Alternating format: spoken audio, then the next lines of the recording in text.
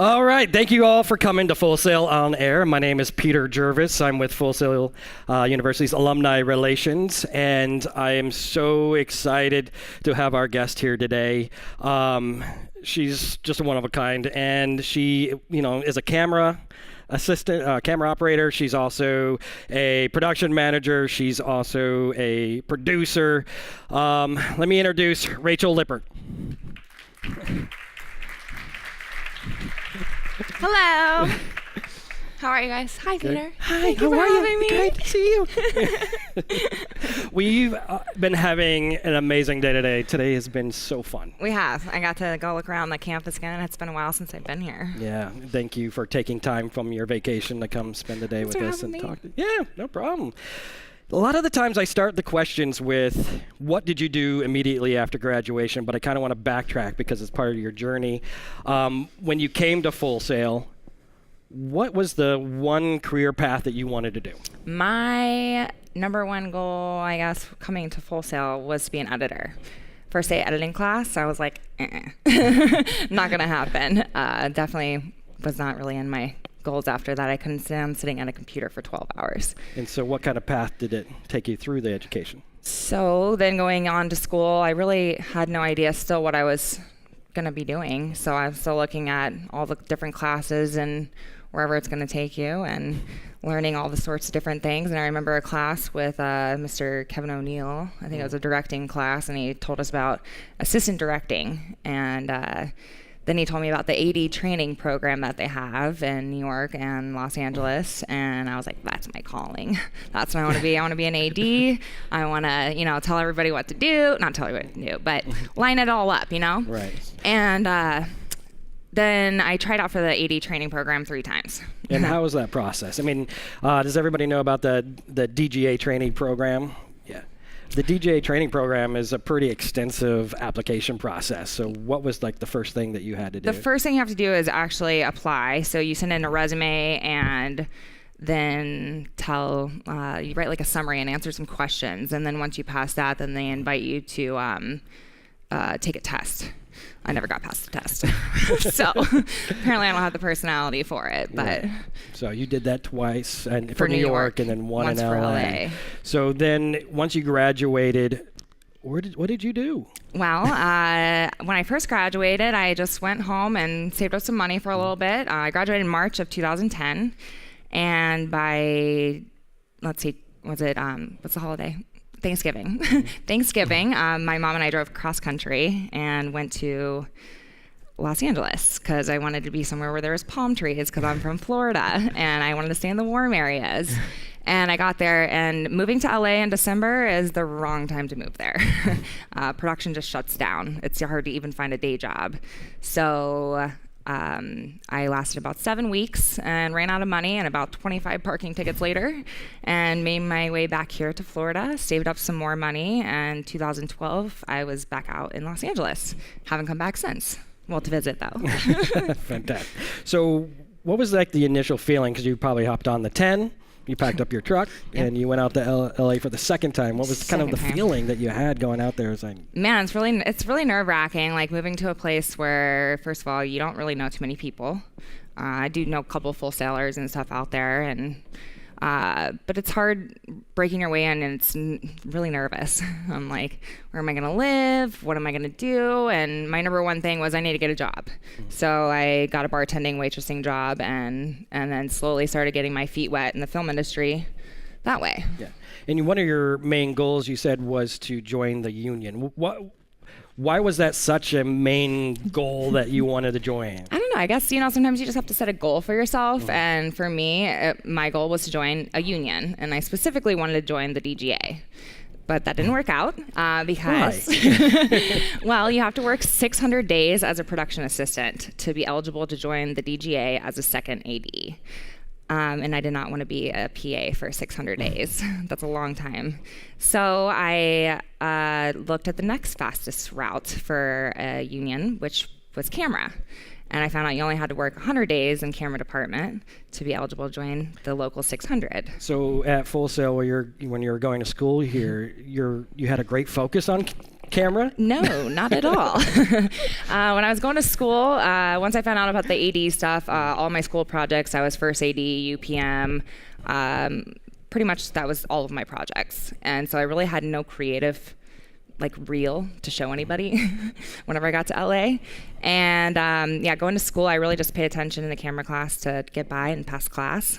And then finally I realized photography was my favorite class, which I hear you guys don't even have anymore. But photography is actually very similar to film. And then I realizing it all coming together that, camera is a lot like photography. And so 100 days as a camera assistant to join the local 600. Okay, so you're going out for the second time. You're starting to build a plan, and tell me about what was your networking strategy, because you didn't network too well the first time, so you definitely had a plan this time around. This time around, being a bartender, waitressing, I talked to as many people possibly as I could. I told them, I work in the film industry. Well, what do you do? Well, I have a camera. What do you want me to do? Just trying to get my feet wet, really meeting anybody and everybody I could.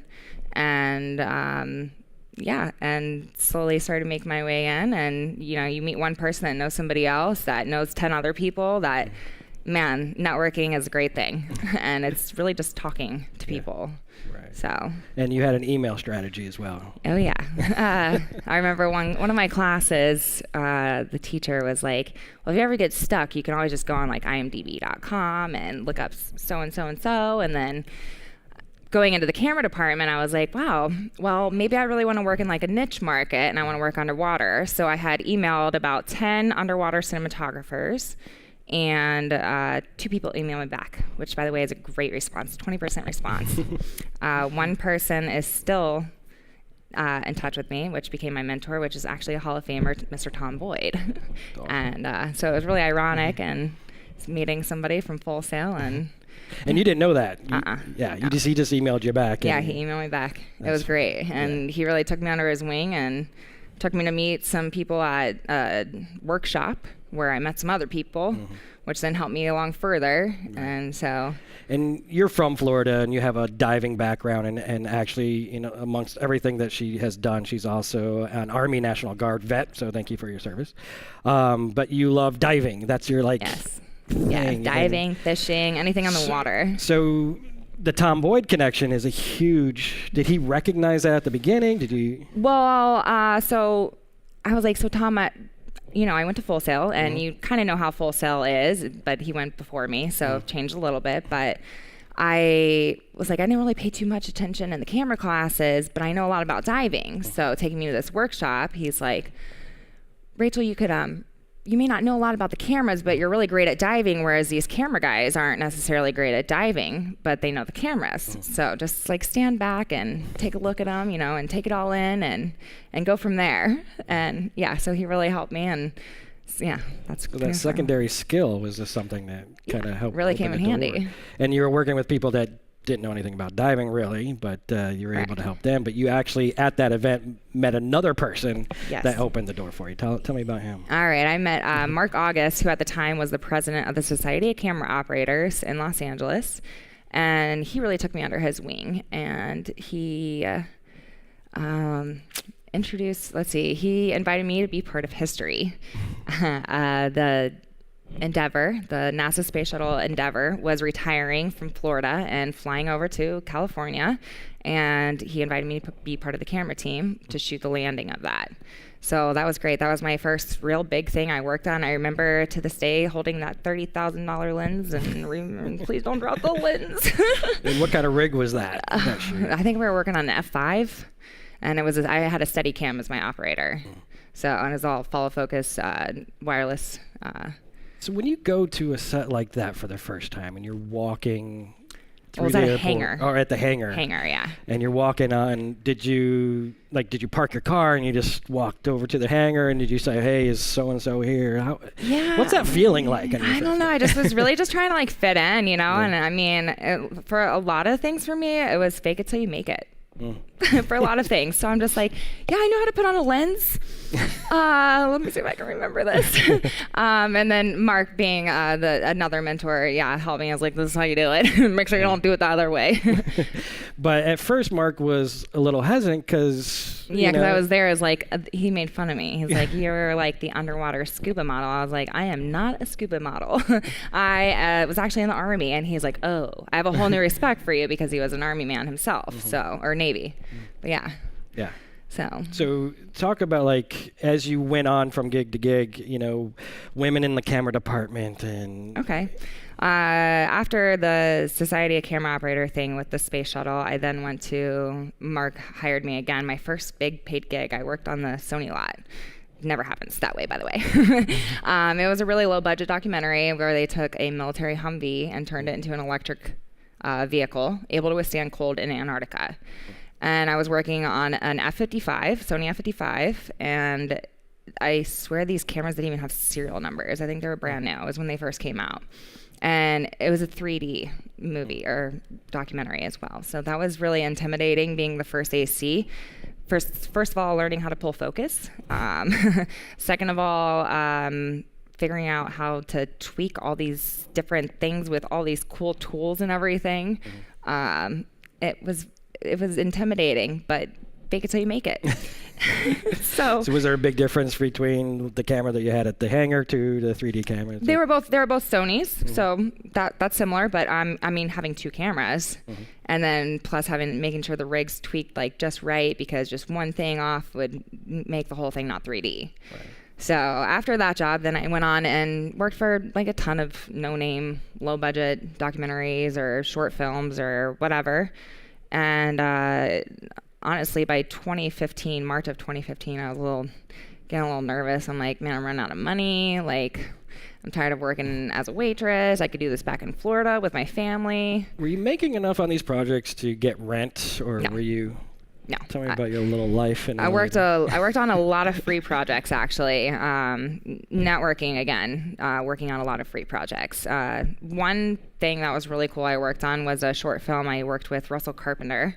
He was the DP of Titanic, so that was cool. It was a great experience in itself, and really amazing to work with a very well-known DP and being able to see things differently through his eyes, more or less. What was his technique on set? He was a very quiet guy. He was very smart. Like, you could tell he was smart, though. He was very quiet, and I was just like, I always just like looked at him. I was like, I wonder what he's thinking. And he just would stand there and like. Was he also somebody that worked with that director before? Because I know a lot of DPs and directors are like attached. No, I think he was doing it as a favor, and I think it was for like a. What do you call them? Like a film festival or something. But no, yeah. And that's awesome. Like I said, I was trying to find a new job, so I actually ended up finding the producer, and the producer got me a job at a rental house. So the rental house then, that was great. I learned a lot of stuff about cameras then.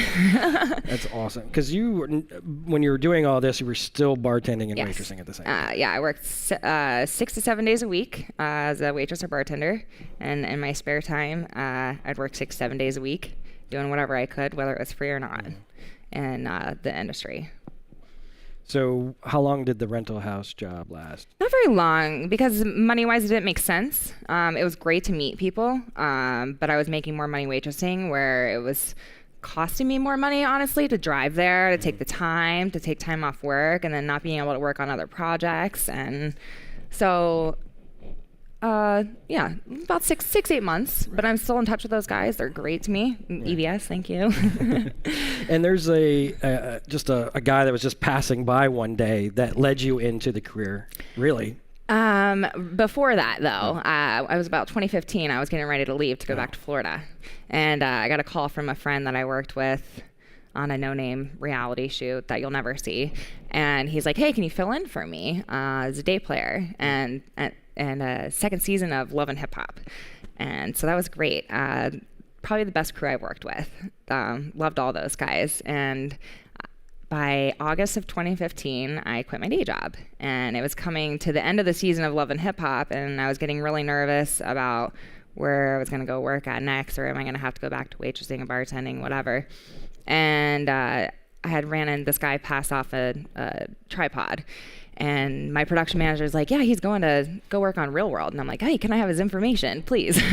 And he sent me his information, and I give him a call, and I'm like, hey, Creasy, you think that you could pass my resume along to the right people? And he did. And the producers called me. I was like, so I hear you're local in Vegas. I'm like, no, I'm not. I was just going to figure I was going to go work there for a little bit and be cheap to live there. And he's like, well, we'll put you up. So it all worked out. And so I worked on season 31 of Real World, Fremont Street in Las Vegas.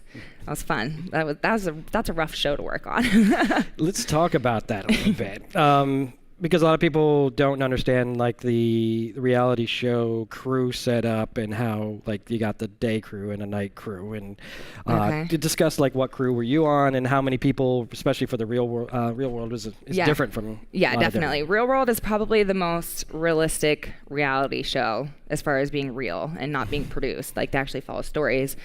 But I feel like, drawing a blank here, sorry. Let's see, there's about 5 to 8 crews, and you start at much like Full Sail, you start at different times of the day. So we had like an 8 o'clock a.m. crew, 10 o'clock or 11 o'clock crew, and then like a 3 o'clock crew, and then you'd overlap, and then your producer would send you to follow whatever story. So on a crew, you have a PA, an AC, a camera operator, a producer, and audio. Don't forget the audio. Don't forget the audio. 50%. But yeah, so they're a very interesting show to work for. And it's cool to actually just like stand back and follow stuff where a lot of reality television is produced. You know, it's not really real reality. So yes. It's very interesting to find that out. So how long was that shoot for? What's that? For Real World. Real World, like 2.5 months. So then I came back to Florida for Christmas, spend time with my family, and here I am, same situation, getting ready to fly back to LA, have no idea where I'm going to go and what I'm going to work on, where I'm going to live or anything. And my last day here, I get a call from the executive producer of Alaskan Bush People, Sheila McCormick. And she actually got my information from a DP that had filled in for a camera operator for one day that I got to work with him, and he gave my name. And I was like, wow, that's a pretty great honor. Thanks so much, Ninja. So yeah, his name's Ninja. But he gave my name, and then I've been with the show ever since. So I'm entering now my 4th season. And you went in as what position? I went in as a camera assistant, and as the first season, which was last year in January through like May-ish. And that's not a traditional season, you know, in that show. Yeah. Let's see. We started shooting. It's like an on and off thing. It's like, I think I flew up there January 18th in Alaska. Mm-hmm. And I think I was back by like the middle of April. Took like a month off and then had to go back for a month. And then I had 2 months off. Gotcha. So, and then going back my second season, I was an AC, and I was the only AC for 4 cameras, a drone operator, and about 30 other cameras ranging from GoPros to trail cams. Had no idea what a trail cam was. They're really cool. But what is a shuttle cam? A trail cam? A trail, yeah. Oh, trail cams? Yeah, explain it. Oh, they're so cool. Okay, like a lot of hunters use them. Okay. To like catch like bears or sea bears or deer or whatever. But you put it up and they're motion censored detective cameras. So. And where would you put them on the? We'd put them wherever we think that there would be wildlife. Okay. One time I remember putting them on a beaver dam. That was fun. That was cool. I got to see a beaver build a dam a little bit. So then we had some bear activity, lots of bear activity actually. Then there's also tons of deer and even like cool things from squirrels, like going in little holes and stuff. Right. Sounds stupid, but it's really cool. So you kind of transitioned after the second or third season? Well, the second season, like I said, I was working with 4 camera operators and I was the only AC, and it's being hard. It's really hard being pulled, especially if they're trying to shoot 2 things, 2 different 2 cameras here, 2 cameras here. So then I'd just be in the middle, going back and forth, batteries, media, whatever, and water and crafty and, everything. And so it was really difficult. So I would talk to the EP, Sheila, and I was like, Sheila, you think that maybe I could be the digital imaging technician, the downloader, because the downloader, he just sat in the office all day. At night, I just brought him back the media, and all he had to do was download it. And I'm like, man, you got the easiest job ever. And you don't have to stand out in the rain. You don't have to stand out in the freezing. It's like you guys can be in shorts and T-shirts and sweatpants and sit at the computer. So I ended up asking if I could do DIT and bring on another AC, because it seemed definitely able to do it, do it in the field. And I proved myself right. So it was great. Third season, I was getting a little bored with camera department. You know, same show. Yeah, and then your life just kind of took a different journey. Yeah. And how did that happen? I wanted to learn more. I always definitely have an eager for learning, for sure. And so during that time, I had become pretty close with the EP. And I asked her if I could move to production. And she's like, sure, you're going to be my production manager. I had no idea what I was doing. She taught me a lot. Now I know what a production manager does. But and now coming on my fourth season, right now I'm still the production manager, but hoping probably to be going over to producing. So producing more of the story. But back to that reality thing, reality television.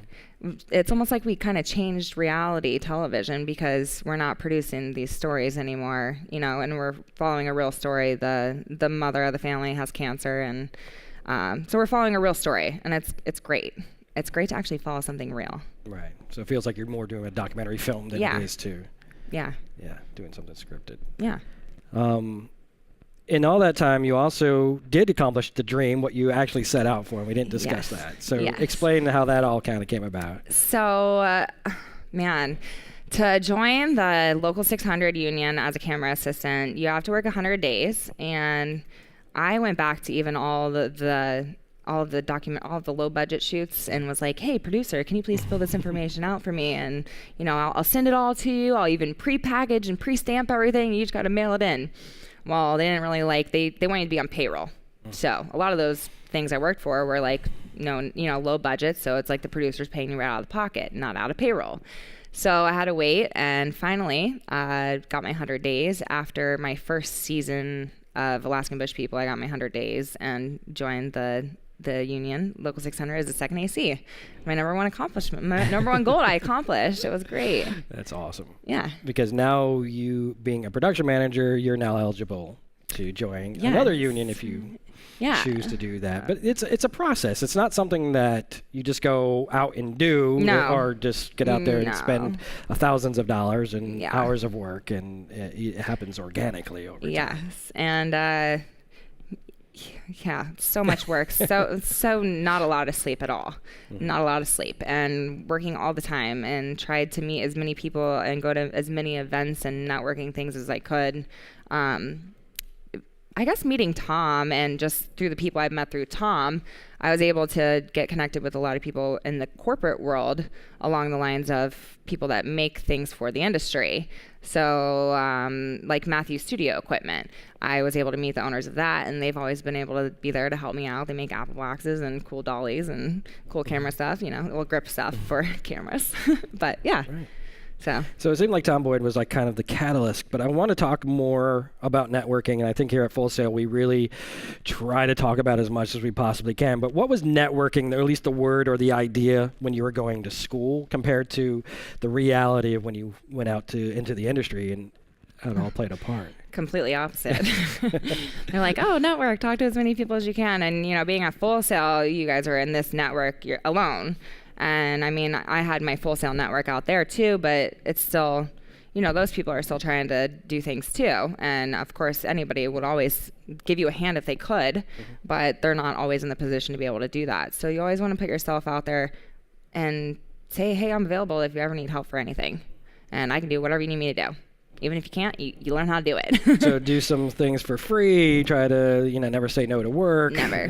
Just open the door, open your mind, open your heart to everybody. Yes. Yeah. And how would you, feel like if you are an introverted person and you have a hard time networking. You better come out of your shell. You better open your mouth and start talking to some people. And because I think in this industry, you're passionate about it. You Yeah. love what you do, even Definitely. though you might be shy. I think people feel that passion that comes out of it, especially with your introverted. So as long Most as- definitely. Another thing, whenever I moved to LA, I did casting, like LA casting or Central casting or whatever it is. And I figured that would get me on set to meet the people that at least worked on set to be able to figure out some things. But definitely I did not want to be in front of the camera. So, but yeah, so I learned a lot that way and met some people through that. And a lot of people, actually. A lot of grip guys and off one show. I think if you're like just landed in LA and you're fresh and you're kind of newbie, naive maybe to the whole idea, is going and doing Central Casting or LA or something like great idea. Just basically background work, being an extra on a TV show. You just get to see what's happening around Definitely. you, and you get paid and you get free food, which is awesome. Yeah, So- and it's cool too. It's especially if you get cast for a pretty big show, then you get to see all the cool equipment. Yeah. That was always my favorite. It's like, oh, I'm back at school again. What show did you do? I was on Sons of Anarchy, so the first episode of season 5 and the first episode of season 7. I was on ER. Really? I was a med student. But yeah, that's the one thing about what we did in this, even in the service industry. You met a lot of people. There were a lot of people working in the industry. You had a regular come in that was a name, and you know, I worked at the Coffee Bean and Tea Leaf on Melrose. Love that place. Which actually opened the door for me. So I think going back and looking at your time at Full Sail and the changes and the journey that you've been on, I guess what kind of advice would you get? Because you Never had, give like- up. Yeah. Never give up, and I can tell you, if it were easy, everybody would do it. And you know, you just got to really put yourself out there and hope that, you know, something's going to stick. Keep throwing a ball at the wall. It's going to stick one time. Or, you know, one of the sticky things anyway. And that's the great thing about alumni relations. I get to talk to all the alumni out there working, and it seems like the same story applies, is not only putting yourself out there, but you also have to sacrifice Yeah. a lot. Definitely. And not only financially, but you have to sacrifice your life. There's been many holidays I've missed with my family, or being alone even, or choosing to work even. Yeah, just to get further along in the industry. Right. So lots of sacrifices, and honestly, you can never give up, and you got to really love what you do. For that, you got to really love what you do. I'd say I'm a workaholic. And you showed up. I mean, you showed up for work. You did your job, even though you didn't necessarily know, but you Googled a lot. Yeah. And Full Sail alumni also have access to a lot of different resources to do exactly what you did, to research and to do all those things, to learn more about the camera or learn Yeah. about a certain position. Like in production managing, there's a lot of little tiny things, especially on a reality show. When you're shooting for the first time, you're pulling the crew out of Alaska and shooting in LA.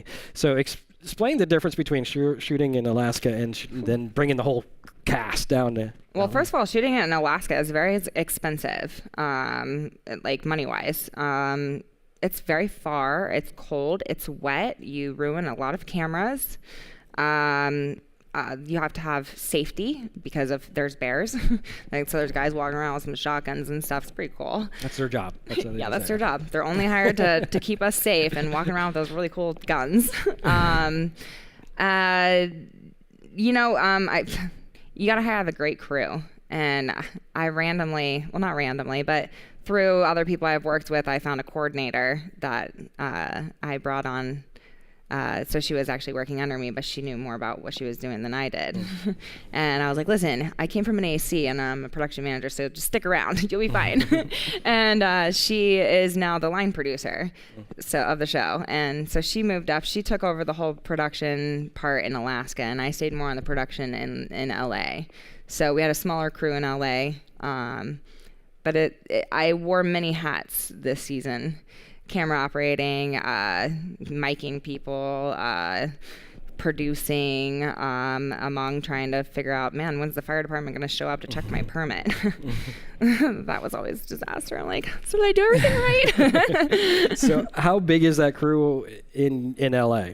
My crew in LA was about 6-7 people, and then we had a crew of about 25 in Alaska. And from what I understand from reality shows, especially the ones I worked on, you start becoming a family. Yeah. And so you're pretty much a family member to the Alaskan Bush people. Yeah. Yeah, they're like my second family, so I feel like I'm the adopted daughter. And very, very blessed to be where I'm at, for sure. It's kind of emotional to be able to be going through what you guys are going through. Most right? definitely. Yeah. And when do you guys start shooting again for the next season? Hopefully here soon. Still trying to go through some things, but I think good Lord's gonna bless us, and we're gonna pull out just fine, and we're gonna keep on shooting. And can't reveal too much, the NDA. Fantastic. So I'm gonna open up for questions. Anybody's out there?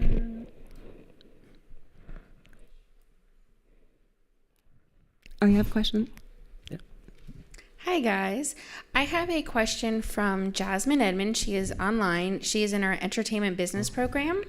She would like to know, when is the best time to move out of state, and what are some creative ways to network and stand out prior to moving? All right. My advice for you, Jasmine, would be don't move in December. Pilot season starts in February for bigger shows and stuff, but then I think that anywhere from like March on would be the best time to move there. And as far as marketing yourself, and man, just talk to as many people as you can and just get your name out there. And that would be my suggestion, and go from there.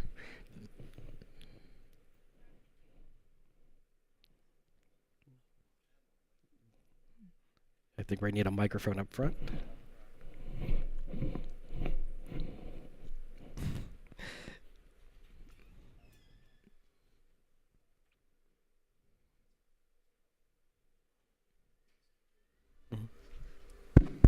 Okay, there we go. You have to see it before you see it, or you'll never see it. My name is Tillman Peterson Jr. I wanted to know, well, let me look over here. My question was, I'm a new film student as well at Full Sail. I do a lot of networking. Like, I love talking to people, and it's so amazing. People here are just, at this school, they're just open to conversation. Everyone I've talked to has been open to conversation. But my question was, I just want to know, like, is there a wrong way to network? Never. Never? No, I think you're going to be great. You introduce yourself just like how you did. Oh, hey, my name, what was your name again, though? Tillman Peterson Jr. Tillman? Yes. Oh, very cool name. No, I think you're going to be great. Talk to anybody and everybody and never turn down work. And, I think also, maybe the wrong way would be not to just go and say, give me a job right off the bat. Build a relationship. Okay. Yeah, definitely. Yeah. All right. Prove yourself. Thank you. Yeah, thank you. I just wanted to know, like, working for the Alaskan, like, Bush people, what was, like, the highest position that you got, like, far as, like, ranking up?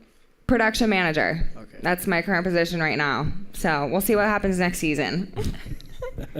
But that's a huge jump, though. And I don't know, like, look at call sheets and, your AC's down here and then your production manager's up here. So pretty big jump. Never happens. How do you go from like a camera department to a production or a producer like within a year? A year. I guess prove yourself, like I said, and always show up for work, stay late, and never complain, and always be happy, and just always try and do your best. What do you think the executive producer saw in you? She kind of like almost became a mentor to you as well. Definitely. I think she saw a lot of herself in me. We actually happen to have the same birthday. So I think I was just like, Sheila, I feel like I could be helping you out more. I was like, I'd always ask her if I could help her with any paperwork, and it was always pretty cool to be like, no, you're in camera. And I'm like, but I'm bored. We're in Alaska and we're in the middle of nowhere and there's nothing to do. And I could be doing something else and I'll help you with whatever. So I think she really just saw that. And you're putting yourself out there. Yeah. Yeah. Yeah. It's awesome. So, from what I understand as well, is that the Alaskan Bush People crew is becoming more female driven. Yes, we Talk love about that a little females. It's great having a ton. Sorry. It's great having a ton of females on the crew. We love females. No offense, but I think we're smarter. I think all the girls can attest to that. And have a lot more common sense. No, I'm just kidding, guys. You're great too, and we need you for sure, especially for all the heavy lifting. But it's because that was the opposite effect. Because when you were in the camera department, they were worried that you wouldn't be able to lift up all the equipment. Oh, I can lift. I can lift. Yeah, I know, and that's what you had to prove. It felt like you were always proving. Yeah, yourself. Definitely. You keep going at it. Never quit. Yeah. Show them up. Yeah, definitely. They like having females on the crew, though. I think it's a good mixture, and maybe tax reasons too. You got a question? Okay. Hi, my name's Shane Valentine. I'm part of the film program here. I guess I just wanted to know, did you originally set out to do reality TV, or was there something that interested you more that you aimed towards, and are you still aiming towards it? Yes, that's a great question. No, reality TV, I actually kind of like mocked everybody that worked in reality. I was like, you guys have a really easy job, you just... Yeah, right. It's really hard, actually. It's not really hard. It's just, it's a lot going on, and you never know, like, nothing's, like, really set, and because it's reality to an extent. But, no, I never wanted to work in reality. I always wanted to work for Warner Brothers or Sony or, work for the big name people and, Robot and all those people. But you gotta start somewhere. And, my next goal, I think, would probably be to move more into scripted, and probably go back to camera department and scripted, because it's like you have like a reason for your set. It's more like school, It's like you have a reason that you chose this lens at this length, and this is the shot, and it's just more storytelling, I feel like. But you got to also keep in mind too that you've gone this far in 5 years. Yeah. Yeah, because you were out there in 2012, even though you graduated in 2010, you've been out there since 2012, and you've accomplished so much in 5 years. So you should be very proud of yourself. Thank you. I thank you. I have my mother to thank for that, Sally. Yeah, I have. I just feel like it's a lot of what is it called whenever you give something up? A lot of sacrifice. Yeah. A lot of sacrifice with a lot of things. Your personal life. You work 18 hours a day on this show. Yeah. As a production manager. Yeah, I mean, I'm scheduled to work 12, but it turned out to be like 18. So, and I get like 3 to 5 hours of sleep every night. It's much like school. They definitely teach you as real world as possible, I feel like. And your break currently is what, 2 months now? Do you have a 2? Yeah. Well, no, being in production now, I get to work a little bit longer. So it was like about 3-4 weeks this time. Gotcha. But definitely enjoy your downtime. Definitely enjoy your downtime. Anybody else? Colin. Yes.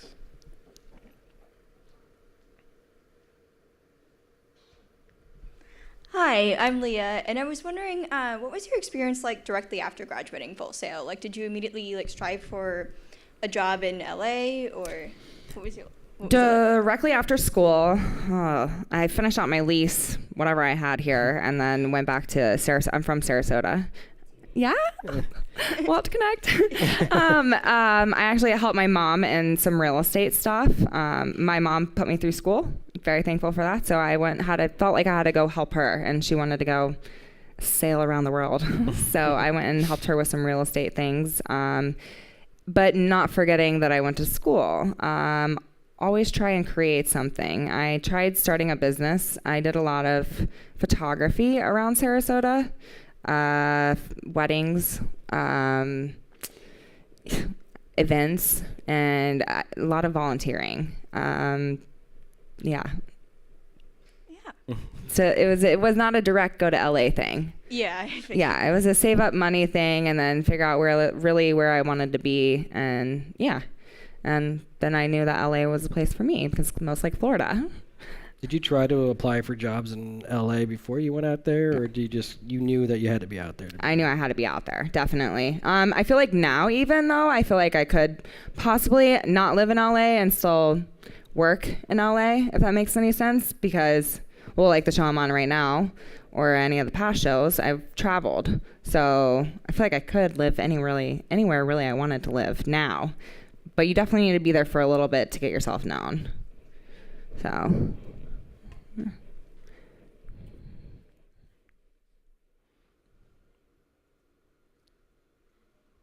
Hello. Oh, hi. We're on. Hi, I'm Yaz, in music business program, everyone. Being a veteran myself, do the skills that you learn from the military actually like cross over into film or the entertainment industry? Respect and chain of command. Most definitely. Chain of command, you have to know your chain of command. You got to know who your boss is. Being in camera department, my first boss would be a camera operator. Then my next boss would be the director of photography. And then you move to like you got to know your chain of command for sure. So that's very important, and respect. And remember that you're still the little person coming up. And yeah. But yeah, definitely. Huh. Great question. Yeah, it was.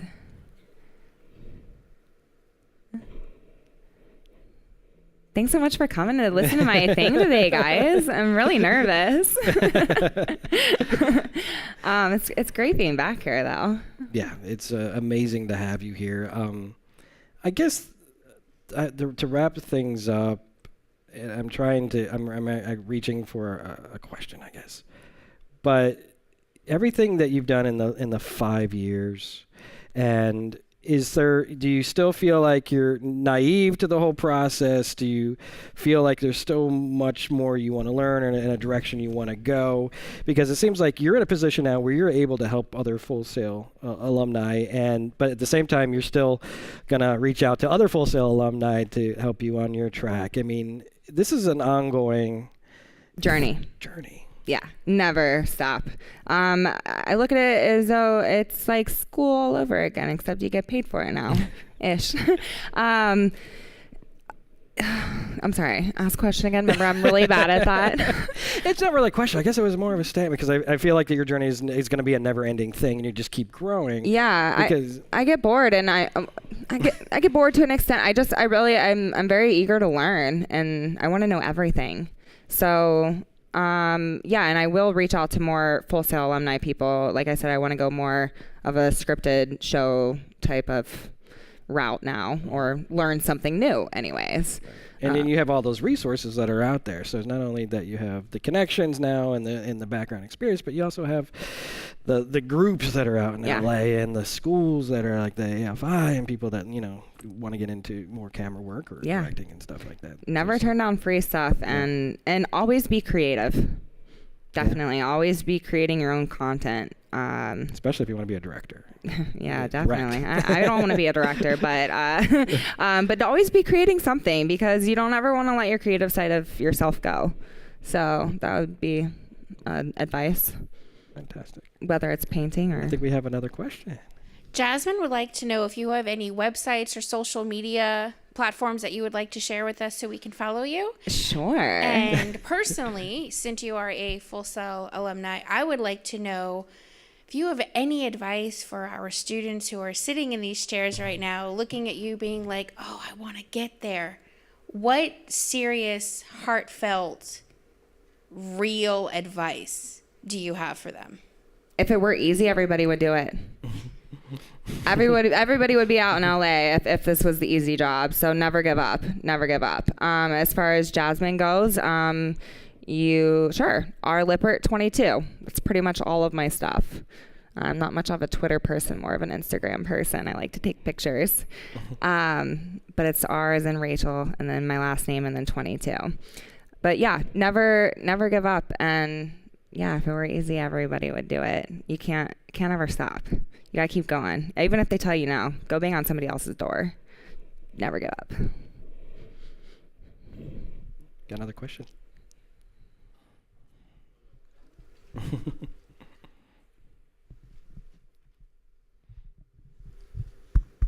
Okay, kind of an unrelated question. I don't know, since we're coming to a close, I just wanted to ask, what's the story behind your shoes? Oh, my friend, he'll love me for this. Well, I love Timberlands. My friend actually has a store on Melrose that he creates clothing. And yeah, like I said, always be creative. He had this whole, like, not private viewing, but like an open viewing thing to see his line of clothing. And I was there and I was like, hey, do you want to do like a live painting session? And I gave him my shoes and he painted them for me. So he did a great job and they're one of a kind and his work's great. If you guys ever get out to California, let me know. He's on Melrose. Thank you. Well, thank you again for coming out, and I really appreciate Rachel. Thank you so I much for having appreciate me. it. Thank you. Thank you. Thank you guys.